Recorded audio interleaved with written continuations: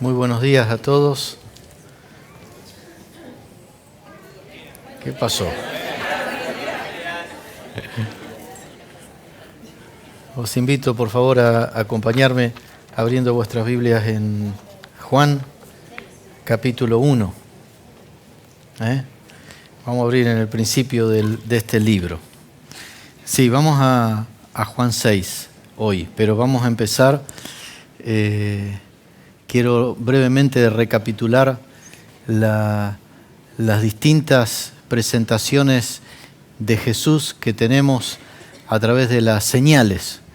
El Evangelio de Juan, hemos dicho, permitirme brevísimamente recapitular, estamos compartiendo una serie de mensajes en la que estamos acercándonos al Evangelio de Juan. El Evangelio de Juan es un evangelio diferente de los otros tres evangelios. Mateo, Marcos y Lucas son los evangelios sinópticos porque tienen el mismo acercamiento, la misma óptica, pero el Evangelio de Juan es un evangelio diferente. Él tiene su propia óptica, una óptica muy diferente, muy íntima de la persona de Jesús. Y hoy vamos a destacar algunos aspectos como ejemplo de esta óptica particular de Juan.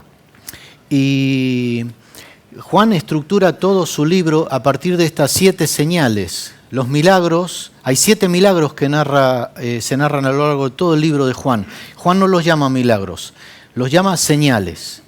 Y tiene un sentido muy específico el llamarlos señales, porque son indicativos de algo más trascendente y más profundo. La señal hay que interpretarla, hay que entenderla, hay que comprenderla. Entonces hablábamos el primer día sobre la primera señal, que está en el capítulo 2. El primer milagro, la primera señal que hace Jesús es la conversión del agua en vino. Y decíamos que Jesús en esa forma de manifestarse, nosotros aplicábamos algunas verdades para tomar en cuenta y para tener un acercamiento a la persona de Jesús a partir de estas verdades en concreto. Y decíamos que Jesús es aquel que da vida, que dota de vida nuestras vidas. Jesús es aquel que hace por nosotros mucho más de lo que es estrictamente necesario. Jesús nos trata con gracia. Jesús es digno de confianza. María, después de la conversación que tienen madre e hijo, ella confiaba que Jesús haría aquello que era necesario. Y aunque Jesús le responde de una manera aparentemente que es una reticencia, ¿qué tienes conmigo, mujer? Nos parece o nos suena hasta un poco violenta esta respuesta. María confiadamente se da media vuelta y les dice a los sirvientes, hagan todo lo que Él les diga. Y luego el mandato de Jesús y la instrucción de Jesús a los sirvientes, aunque es contradictoria andar gestionando agua, grandes cantidades de agua por allí, ellos obedecen. Jesús se presenta como aquel que es digno de confianza. ¿Cuántos a esta altura de la vida pueden decir, yo he constatado que cada vez que he confiado en Jesús no he sido defraudado? Amén. Jesús también termina esta primer señal mostrando que los discípulos vieron su gloria.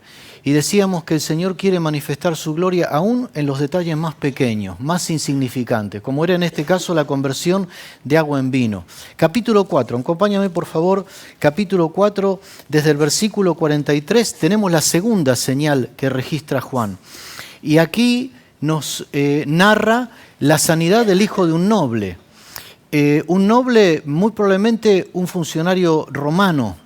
Y decíamos que en esta segunda presentación, la segunda forma en la que Juan señaliza a Jesús, nos presenta a un Jesús que no discrimina a nadie, que acepta, que recibe a todos, independientemente de su condición. Decíamos que ante Jesús, nuestras falsas seguridades quedan descubiertas, porque este hombre era un hombre funcionario, era un hombre con poder adquisitivo, con salud, con recursos, tenía un hijo, pero de pronto todo lo que tenía y todos los recursos que tenía no sirven para solucionar la necesidad que tenía. Ante Jesús nuestras seguridades se convierten en falsas seguridades. Jesús es aquel que convierte los problemas en oportunidades para que su amor, su gracia se manifieste en nuestras vidas, para crecer, para avanzar. Y esto es fácil decirlo, pero qué bueno es experimentarlo. Qué bueno es experimentarlo. Jesús es aquel cuya palabra y cuya presencia son sinónimos. Este hombre le pedía a Jesús insistentemente que Jesús fuera a su casa. Jesús dio la palabra y no hizo falta que en persona estuviera en la casa, porque su palabra es equivalente a su misma persona. Nosotros muchas veces desarrollamos con el Señor un estilo de relación que está fundamentada en nuestras propias confianzas. Vamos rápido. La tercer señal, el tercer milagro, muy interesante. La tercer señal que narra Juan es la sanidad del paralítico que estaba postrado en el estanque de Betesda. Y es tan interesante lo que nos expone la palabra de Dios y el acercamiento que podemos tener a la persona de Jesucristo a partir de esta señal. Yo te animo, si no has escuchado estos mensajes, esta serie, ¿qué Jesús es el Jesús en el que yo creo? La parte 1, 2 y 3, escúchalo, porque es tan interesante ir recorriendo el Evangelio de Juan desde esta perspectiva. Decíamos el otro día, cuando hablábamos acerca de esto, que Jesús toma la iniciativa de acercarse a nosotros. El ser humano está instalado en un conjunto de creencias, de expectativas, de supersticiones. Ese escenario de un supuesto ángel que descendía cada X tiempo de forma aleatoria y en un ámbito de una competencia cruel, insolidaria, sanaba a uno, el primero que aventajaba a los demás. A mí me dibuja esta clase de escenario. Y yo veo que Jesús viene a ese escenario y viene a nuestros escenarios en los cuales nosotros también estamos instalados en nuestras propias creencias y a veces supersticiones y esquemas religiosos, y viene para revelarse y alcanzarnos y sanarnos y restaurarnos y revelar su gracia y su amor a nuestras vidas. Decíamos también que nuestros mejores intentos, 38 años intentándolo, y no tenía ninguna expectativa de solución, nuestros mejores intentos no son capaces de proveernos aquello que nosotros buscamos y necesitamos. Decíamos que Jesús en esa sanidad y en esos 4 diálogos que mantiene tan interesantes a lo largo de la narrativa de Juan, Jesús está llevando a este hombre a entrar en una dimensión de lo trascendente, no de lo aparente, no de lo temporal, sino de entender que lo que Jesús quería darle era mucho más que la sanidad física. Era levantarlo interiormente, como un hombre que fuera canal de bendición. Lamentablemente parece que el pasaje nos muestra que esto no ocurrió, pero luego Jesús tiene otro diálogo interesante con los religiosos y Jesús se revela en esta tercer señal como aquel que nos invita a trabajar como Él trabaja. Y decíamos que el trabajo del Señor, el trabajo de Dios, ¿cuál es el trabajo de Dios? Es amar. Amar. Cuando los religiosos le dicen, el problema que tenemos contigo no es que lo hayas sanado, es que lo hayas sanado en día sábado. La contestación de Jesús es significativa. Jesús contesta así, mi Padre hasta ahora trabaja y yo trabajo. Y los hijos de Dios son gente que trabaja en estos términos, no un activismo enloquecedor de puertas afuera, sino en vincularnos a aquello que es el trabajo de Dios, que es amar a todos. Amén. Empezando por casa. Siempre le escuché a mi madre y a mi padre el dicho castellano, el amor bien entendido empieza por casa. Es ahí donde nosotros necesitamos expresar el amor del Señor. Amén. Vamos ahora al capítulo 6. Capítulo 6, y vamos a pedir que el Señor bendiga su palabra. Después vamos a leer este pasaje. Señor, en el nombre de Jesús, abrimos una vez más en esta mañana las Escrituras y te queremos pedir que tú nos hables, y te ruego que me uses para compartir con mis amados hermanos en esta hora los pensamientos que has puesto en mi corazón y que anhelo, deseo y creo que serán de bendición para todos nosotros, para caminar más cerca de tu corazón, más cerca de Cristo. Gracias te damos en Cristo Jesús. Amén. Vamos a leer, hermanos, vamos a leer el pasaje. Vamos a leer capítulo 6, versículos 1 al 15 en primer lugar, y después leeremos algunos otros versículos. Dice así la palabra del Señor. Después de esto, Jesús fue al otro lado del mar de Galilea, el de Tiberías, y le seguía gran multitud porque veían las señales que hacía en los enfermos. Notad el detalle, no es irrelevante lo que acabamos de leer. Porque, ¿qué dice el versículo 2? Veían ¿qué? Simeón, las señales que hacía en los enfermos. Entonces subió Jesús a un monte y se sentó allí con sus discípulos. Y estaba cerca la Pascua, la fiesta de los judíos. Cuando alzó Jesús los ojos y vio que habían venido a él gran multitud, dijo a Felipe: ¿de dónde compraremos pan para que coman estos? Pero esto decía para probarle, porque él sabía lo que había de hacer. Felipe le respondió: 200 denarios de pan no bastarían para que cada uno de ellos tomase un poco. Uno de sus discípulos, Andrés, hermano de Simón Pedro, le dijo: aquí está un muchacho que tiene 5 panes de cebada y 2 pececillos. ¿Mas qué es esto para tantos? Entonces Jesús dijo: haced recostar la gente. Y había mucha hierba en aquel lugar, y se recostaron como en número de 5,000 varones. Y tomó Jesús aquellos panes, y habiendo dado gracias, los repartió entre los discípulos, y los discípulos entre los que estaban recostados, asimismo de los peces cuanto querían. Y cuando se hubieron saciado, dijo a sus discípulos: recoged los pedazos que sobraron para que no se pierda nada. Recogieron pues y llenaron 12 cestas de pedazos que de los 5 panes de cebada sobraron a los que habían comido.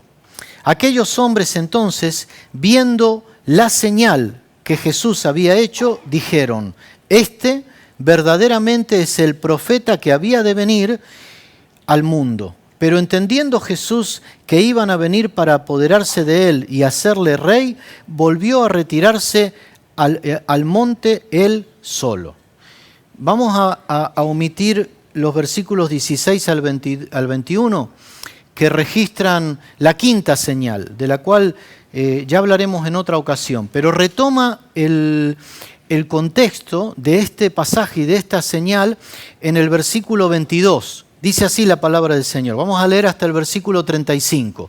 Todo sería interesante y sería muy bueno que pudiéramos leer luego en nuestras casas o a lo largo de la semana hasta el final del capítulo, hasta el versículo 71. El domingo pasado se predicó justamente sobre el versículo 63, dentro de este mismo contexto en el que Jesús está dando respuesta a lo que ocurre como consecuencia de lo que la gente hace al día siguiente. Y es lo que dice aquí la palabra del Señor. Leemos entonces versículo 22 al 35. Dice: el día siguiente, la gente que estaba al otro lado del mar vio que no había habido allí más que una sola barca y que Jesús no había entrado en ella con sus discípulos, sino que éstos se habían ido solos. Pero otras barcas habían arribado de Tibería junto al mar, donde habían comido el pan después de haber dado gracias al Señor. Cuando vio pues la gente que Jesús no estaba allí ni sus discípulos, entraron en las barcas y fueron a Capernaum buscando a Jesús. Y hallándole al otro lado del mar, le dijeron: Rabí, ¿cuándo llegaste acá? Respondió Jesús y les dijo: de cierto os digo que me buscáis no porque habéis visto las señales, sino porque comisteis el pan y os saciasteis. Trabajad no por la comida que perece, sino por la comida que a vida eterna permanece, la cual el Hijo del Hombre os dará, porque a éste señaló Dios el Padre.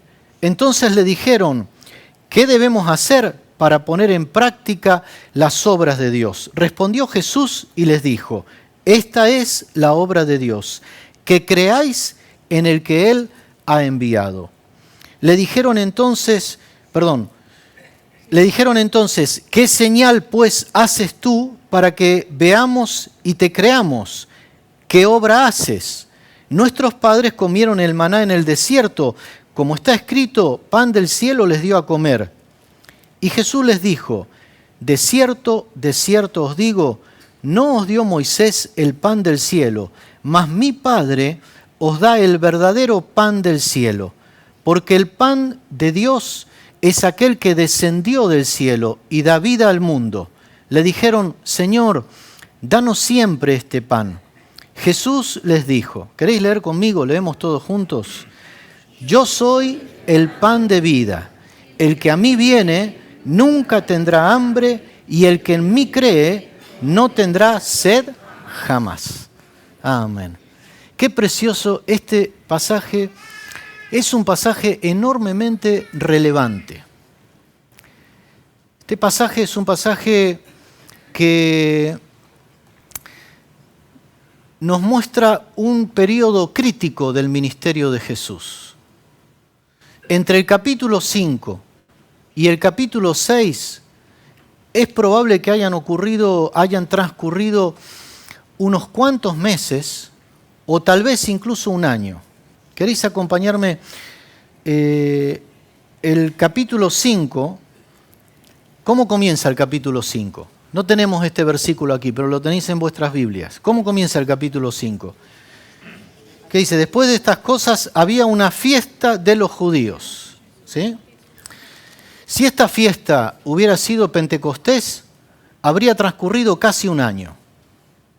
Si no hubiera sido Pentecostés, habrían transcurrido no se sabe qué fiesta era. Lo cierto es que el milagro anterior, la señal anterior, la señal de la sanidad del paralítico de Betesda, ocurre en Jerusalén, en el estanque de Betesda, que estaba cerquita del lugar donde se degollaban las ovejas para los sacrificios en el templo, etcétera, etcétera.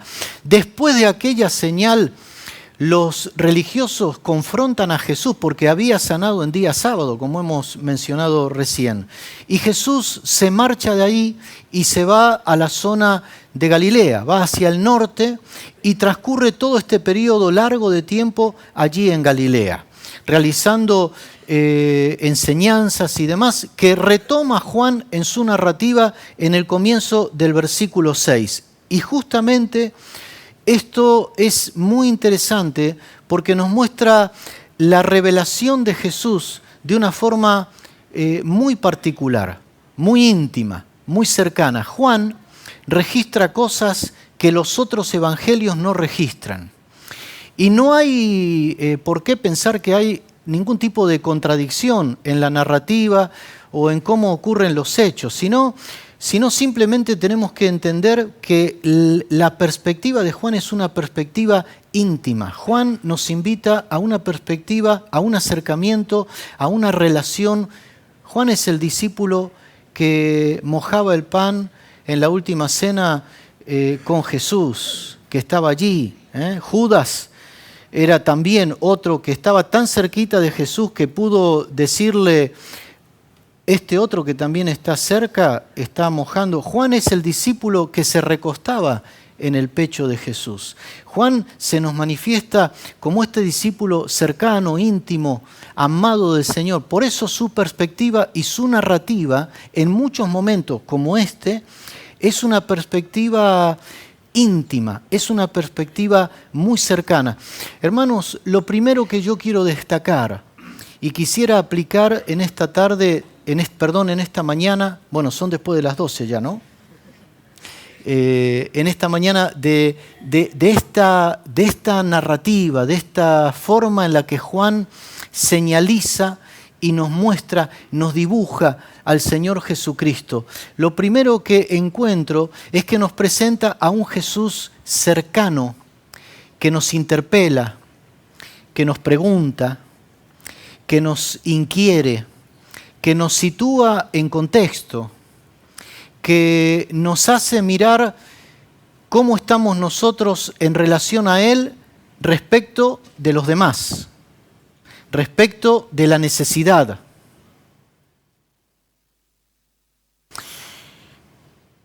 Es muy interesante y he estado tratando de explicar, pido al Señor me ayude a ser capaz de transmitir esta idea, este pensamiento que el Señor ponía en mi corazón, a mí me ha bendecido y creo que nos puede bendecir. Es muy interesante porque los otros 3 evangelios, mirad, el único milagro que se repite en los 4 evangelios es este. Este milagro que acabamos de, esta señal, la multiplicación de los panes y los peces es, excepto la resurrección, evidentemente, pero de los milagros hechos públicamente en relación, vinculados con la enseñanza, con el ministerio de Jesús, este milagro, esta señal, es la única que encontramos en los 4 evangelios. Sin embargo, los otros 3 evangelios lo plantean con una óptica diferente. Plantean que en lugar de ser Jesús el que le pregunta a un discípulo qué hacer para alimentar a la gente, son los discípulos los que, de una forma muy interesante, muy políticamente correcta, ven la necesidad, pero buscan la forma de deshacerse de la necesidad, aparentemente por motivaciones piadosas. Señor, era tarde. Los otros evangelios registran todos estos detalles que Juan no registra. La muerte de Juan el Bautista, el periplo, el tiempo que los discípulos habían estado predicando en distintos lugares, cómo llegan cansados y cómo Jesús los invita a tomar un tiempo de descanso, a ir al otro lado, y cómo esa invitación que Jesús hace a los discípulos plantea un cambio de agenda, porque la gente viene detrás de Jesús y Jesús, en lugar de dedicarse a descansar con los discípulos, se dedica a sanar a los enfermos, a enseñar la palabra. Entonces, los otros evangelios plantean este mismo escenario desde esta perspectiva como más lejana, no íntima. No hay contradicción.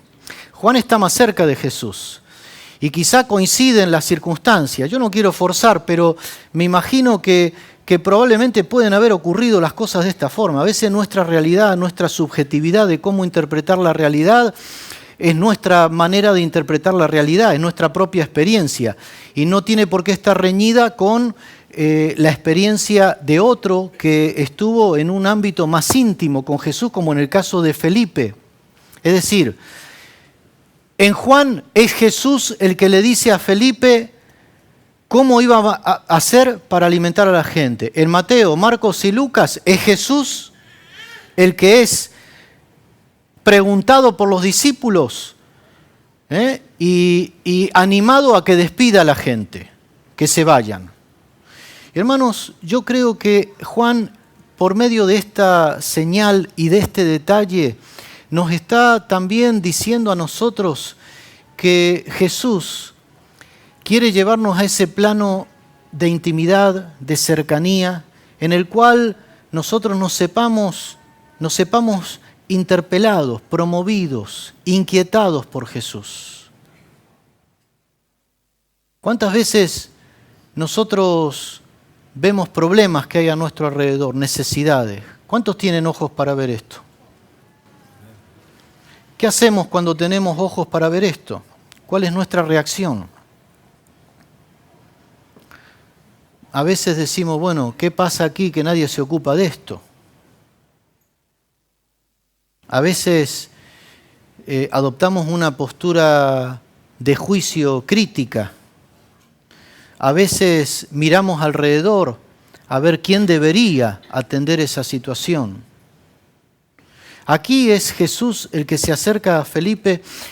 Este Juan que nos señaliza, que nos muestra, que nos enseña a Jesús, es un Jesús que se acerca, que yo lo veo, que me lo imagino preguntándome cosas, provocándome, moviéndome, inquietándome, haciendo tomar contacto con mi realidad, con mi familia. ¿Qué te parece si el Señor te dijera en esta mañana o tuviéramos oídos para escuchar a Jesús preguntarnos cómo vas a alimentar a tu hijo? ¿Qué le vas a dar a tu esposa? ¿Qué le vas a dar a esta persona que tal vez está enemistada contigo? Felipe, ¿cómo vamos a hacer para alimentar a toda esta gente? Esa cercanía con Jesús nos lleva a este plano.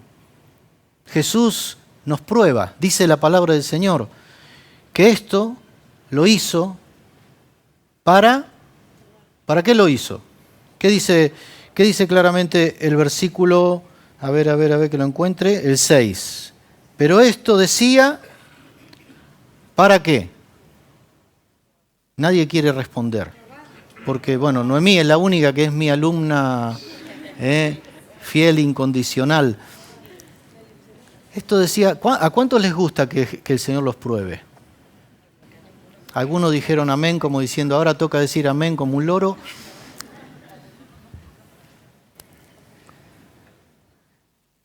¿Qué diferente es entender la prueba desde la perspectiva de Jesús a como la entendemos muchas veces desde nuestra propia perspectiva?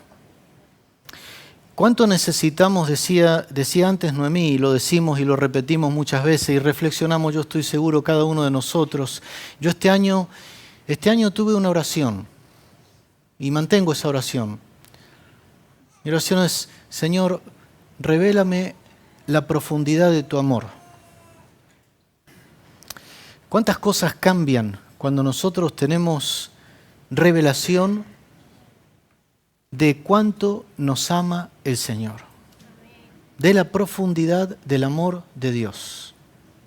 La prueba de Dios no es el test de ver si das la talla, si apruebas o suspendes.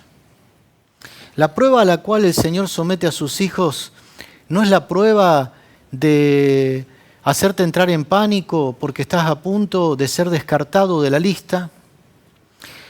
Yo creo que las pruebas que el Señor pone en nuestro camino son evidencia de cuánto nos ama el Señor al punto tal que quiere tirar de nosotros hacia arriba y llevarnos a nuevas dimensiones de profundidad, de conocimiento, de confianza, de relación.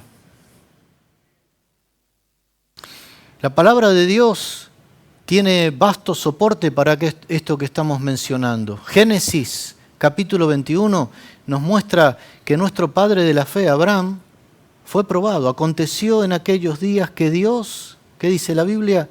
Dios probó a Abraham. El Señor estaba probando a Pedro, no para reprobarlo, sino para promocionarlo, sino para llevarlo a un conocimiento. Mas esto decía para probarle, porque él sabía lo que había de hacer. Santiago nos dice, hermanos, capítulo 1, así empieza este libro tan práctico. Santiago 1:2, hermanos, tened por sumo gozo cuando os halléis en diversas pruebas. Aclara versículos más abajo, creo que es 11, 12, 13 por ahí. Hermano, ninguno diga cuando es tentado que es tentado de parte de Dios, porque Dios no puede ser tentado por el mal, ni Él tienta a nadie. La tentación es otra cosa.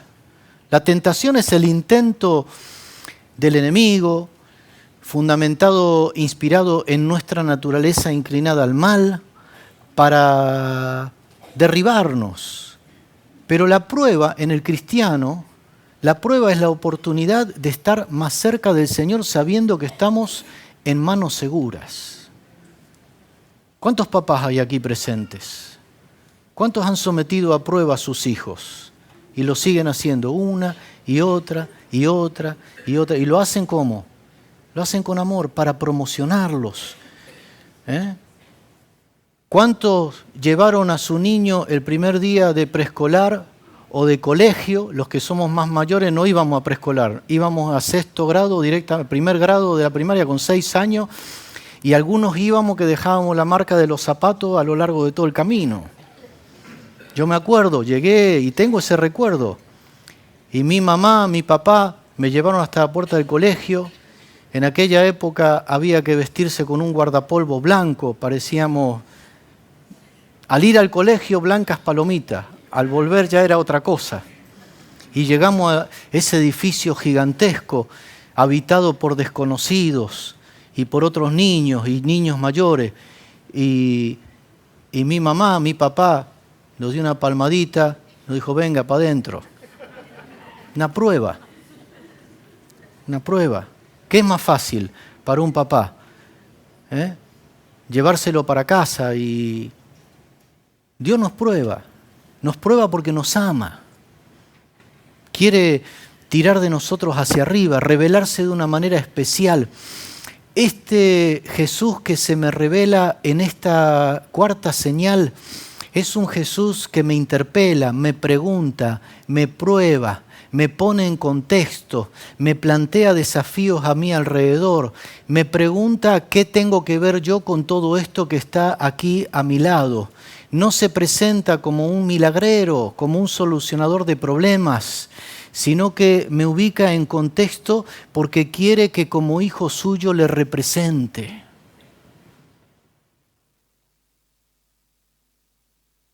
Y de eso habla este pasaje. Ellos no entendieron y querían pan al día siguiente. Pero Jesús al día siguiente les habla de otra clase de pan y del pan que Él quería que ellos se convirtieran. No solo que Él sería para ellos. De todo esto habla luego Jesús.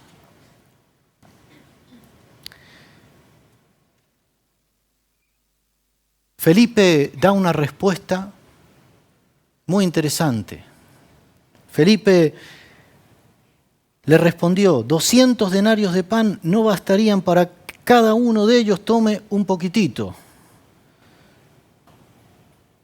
La respuesta de Felipe es una respuesta honesta, es una respuesta franca. Felipe no le está diciendo al Señor, Señor, es difícil. Felipe le está diciendo, Señor, es imposible. No puedo, no tengo con qué. Qué honesto y qué bueno es cuando nos sabemos preguntados, interpelados, contextualizados, expuestos ante el desafío por Jesús, ser honesto con Jesús, ser claros con Jesús. 200 denarios equivalían al salario acumulado de un trabajador durante 6-8 meses, día a día. Imposible. ¿Cómo hacemos? Ni siquiera esa cantidad bastaría para que tomen un poquitito cada uno. Así estamos nosotros ante Jesús. Y el Jesús que se me revela es el Jesús que se me da a conocer, y en ese darse a conocer contrasta con mi naturaleza, con mi imposibilidad, y me quiere llevar y me quiere habilitar, me quiere capacitar, me quiere llenar de su espíritu, de su amor, de su capacidad de amar, de entregarse. Inmediatamente el pasaje da un giro inesperado y de pronto encontramos que en el versículo 8 irrumpe otro personaje en la historia, Andrés. Y Andrés, que estaba por allí alrededor, tal vez escuchando esa situación y sin saber muy bien, no sé si con el ánimo de echarle un capote a Felipe o no sé muy bien qué es lo que ocurre, Andrés propone algo. Y esto a mí me plantea este segundo aspecto que a mí me hablaba el Señor y os propongo en esta mañana. ¿Cómo Juan señaliza a Jesús? Jesús señaliza a Jesús. Jesús nos muestra, nos presenta a un Jesús receptivo. dispuesto a tomar en sus manos lo poco, lo humilde, lo insuficiente, lo que no basta, para convertirlo en lo que sirve, en lo que sobreabunda. Ese es Jesús. El Jesús que yo veo también señalizado en Juan es este Jesús. No solo el Jesús que me interpela, que me pregunta, sino el Jesús receptivo. No presiona, no insiste, simplemente escucha la propuesta de otro que estaba allí, Andrés. Una propuesta aparentemente absurda. Una vez más, el Evangelio de Juan describe algo que no describen los otros evangelios. Ninguno de los otros 3 evangelios hacen referencia a que la clase de pan que estaban encontrando, que Andrés había encontrado y que Jesús multiplica, eran panes de cebada. Y este detalle que nos pasa desapercibido en primera instancia, ¿sabéis lo que yo entiendo y aplico de forma devocional, de forma práctica? El pan de cebada era el pan más barato, más ordinario, más vasto que podría haber.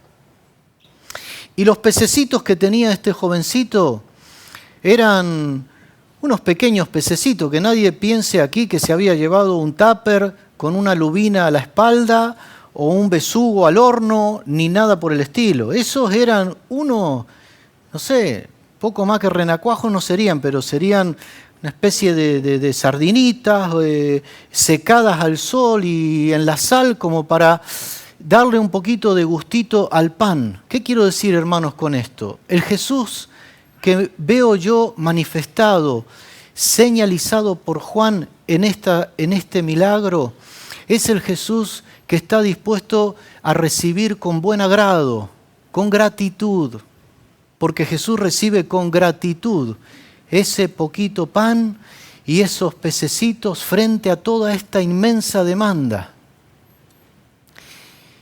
Y si Jesús es capaz de hacer algo tan maravilloso con eso, lo puede hacer con cada una de nuestras vidas.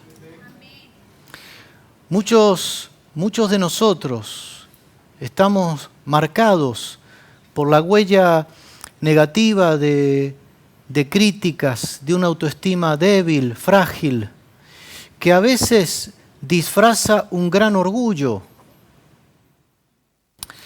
que no es sino una forma de manifestación de heridas profundas que soporta el ser humano. Pero la palabra de Dios nos enseña que todos nosotros y todo ser humano, las personas que están alcanzadas y con la que tenemos contacto por el Ministerio Esperanza, todas las personas, absolutamente todas las personas, son hechas a imagen y semejanza de Dios. Hay gracia, hay recursos. Todos somos depositarios de dones y de gracia maravillosa que Dios ha derramado en nuestras vidas.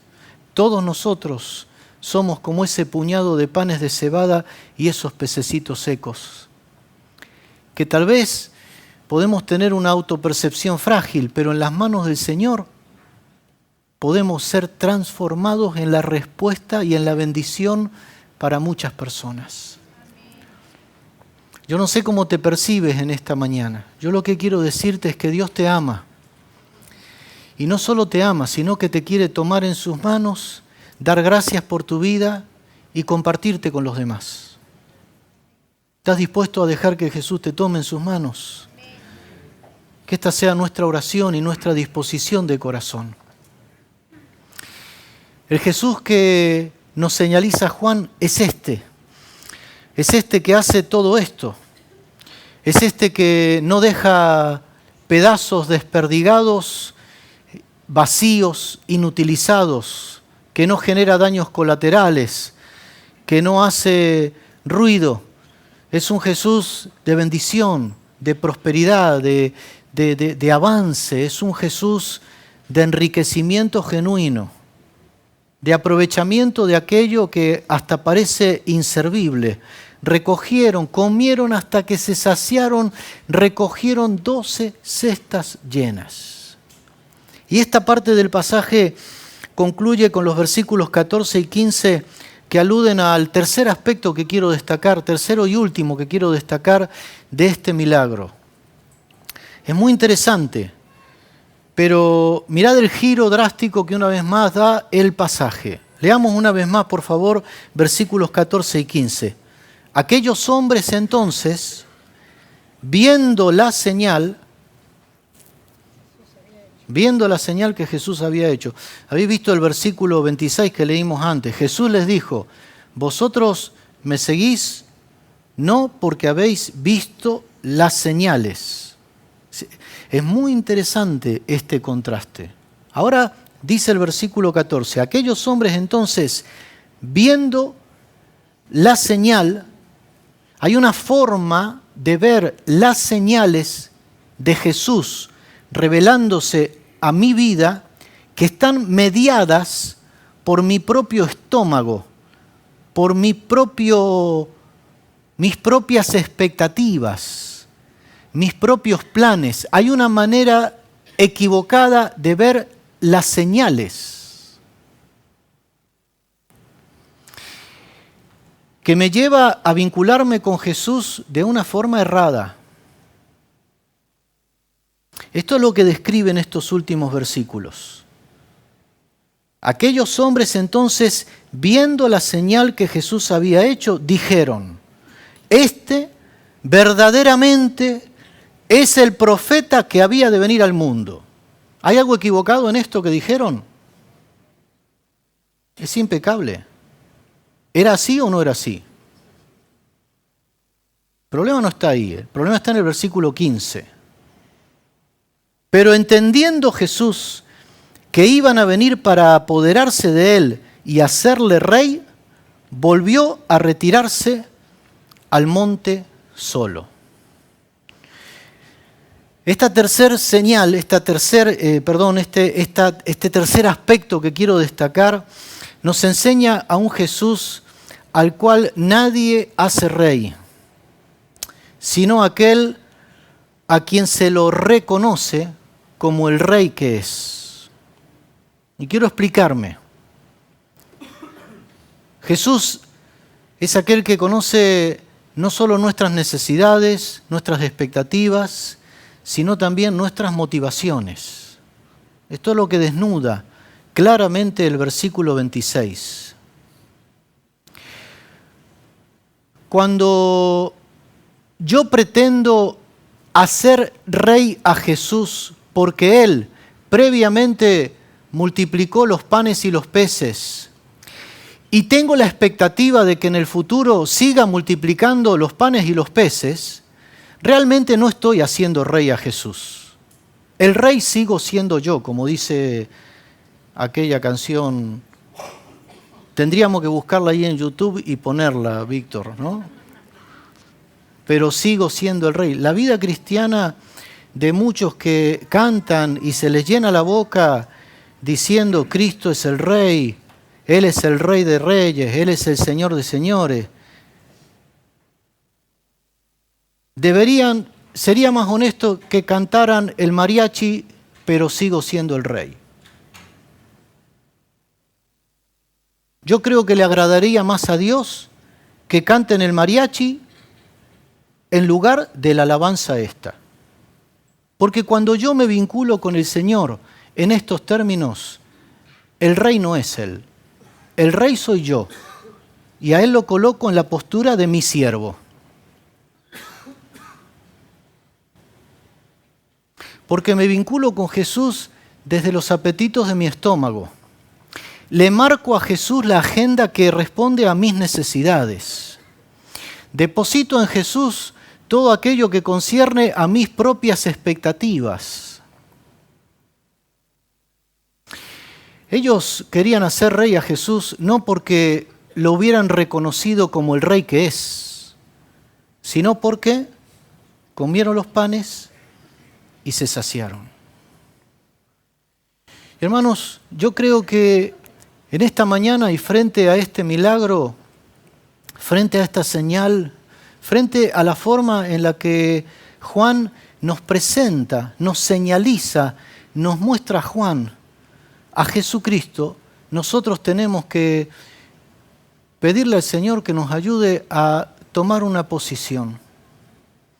Y la posición a la cual el Señor nos invita día a día es a la posición de postrarnos ante sus pies y reconocerle como el Rey que Él es, y no como el Rey que nosotros queremos hacer de Él o como queremos al Rey que nosotros queremos convertirlo.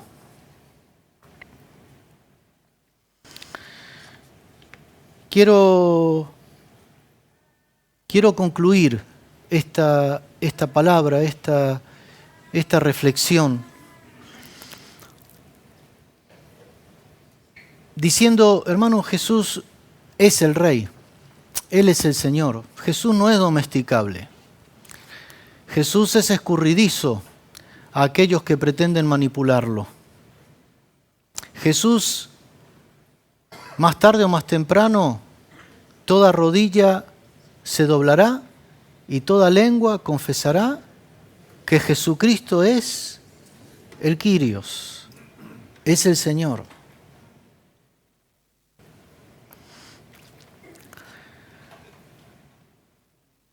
Juan, que nos presenta este milagro desde la perspectiva íntima, desnuda las motivaciones que subyacen a los planteamientos aparentemente correctos. No es lo mismo ver la señal que entender el significado de la señal. Muchas veces vemos señales, pero nosotros necesitamos revelación del significado, el propósito de esas señales. Y yo creo que hemos de reconocer que muchas veces nuestras motivaciones al acercarnos a Jesús, a participar, a servir, incluso no estoy hablando en el marco eclesiástico o religioso, estoy hablando en nuestras relaciones,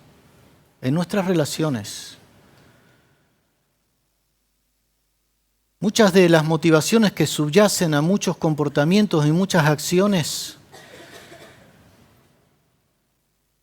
no plantean el saberme pan en las manos de Jesús para ser partido, bendecido y multiplicado para dar de comer a otros.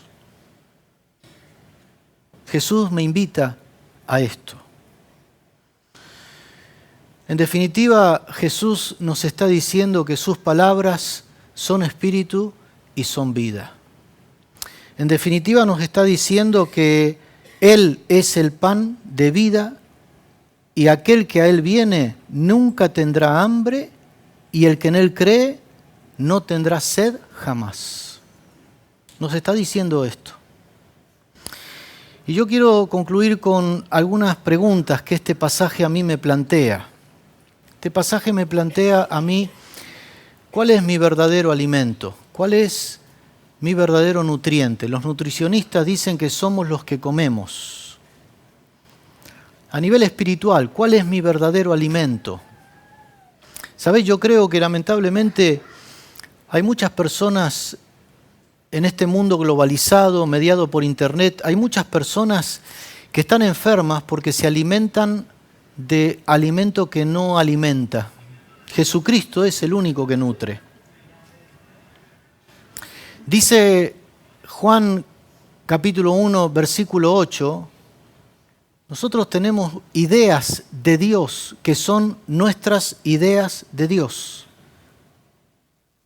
Pero el conocimiento de Dios es el resultado de la revelación de Dios a nosotros.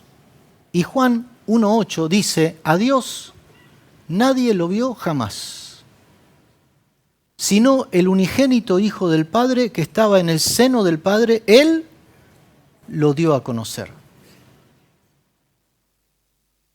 La imagen más nítida que tenemos de Dios es Jesucristo.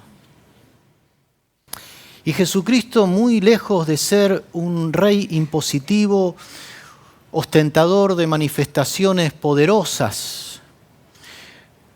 Cuando cantábamos hoy este coro poderoso Dios. Dios es poderoso, nadie se confunda, es uno de los atributos de Dios. Cuando cantábamos este coro venía a mi mente la idea o la palabra de decir, ¿por qué no cambiamos este coro? Y no te preocupes, Juan, pero no vamos a cambiar el coro. Yo en mi corazón estaba con la inclinación de decir, Señor, yo quiero cantar amoroso Dios. Amoroso Dios. Porque Dios es tan poderoso que nos ama. El que carece de poder hace ejercicio de la imposición de su poder para marcar los límites. El que ama no. El que ama es tan poderoso que ama.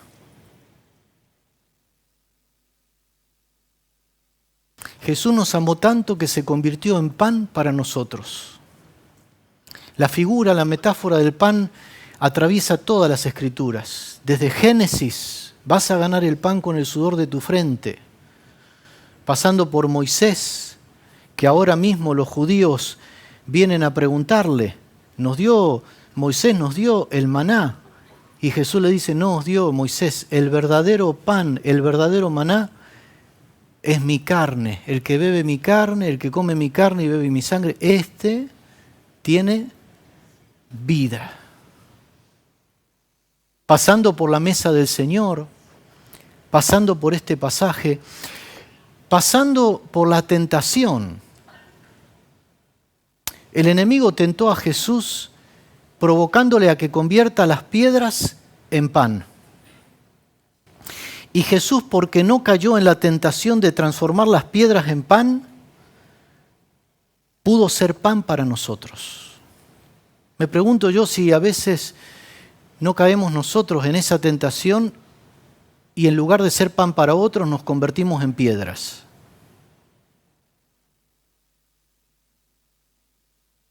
Porque nos vinculamos con Dios queriendo hacerle rey y no reconociéndole como el rey que es.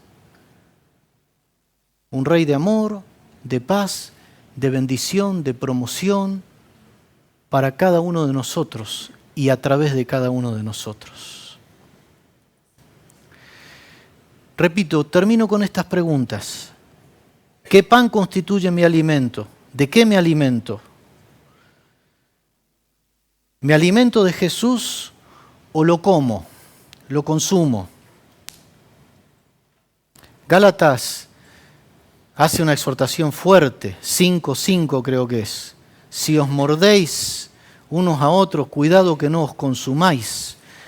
Cuando yo me vinculo con Cristo y con la iglesia en términos de coger del otro lo que quiero, no soy pan para el otro. Estoy comiendo, no me estoy nutriendo.